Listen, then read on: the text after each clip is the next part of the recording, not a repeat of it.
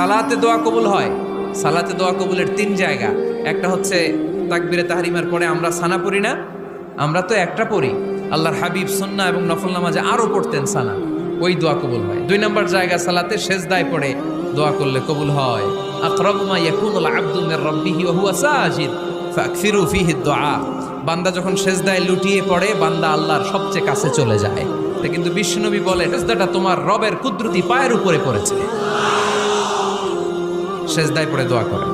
সালাম ফিরানোর আগে বিশ্বনবী দোয়া করতেন, লা ইউসাল্লিমান্না আহাদুকুম হাত্তা ইয়াতাআওয়াযা মিন আরবাআ। আল্লাহর হাবিব বললেন, 4 জিনিস থেকে পানাহ না আছে আমার কোন উম্মত যেন সালাম না ফিরায়। তারা যেন পড়ে, আল্লাহুম্মা ইন্নী আউযু বিকা মিন আযাবিল কবর, আউযু বিকা মিন আযাবি জাহান্নাম, আউযু বিকা মিন ফিতনাতিল মাহইয়া ওয়াল মামাত, আউযু বিকা মিন ফিতনাতিল মাসিহিদ দাজ্জাল। আল্লাহ কবরের আযাব থেকে বাঁচাও, আল্লাহ জাহান্নামের আগুন থেকে বাঁচাও, আল্লাহ জীবন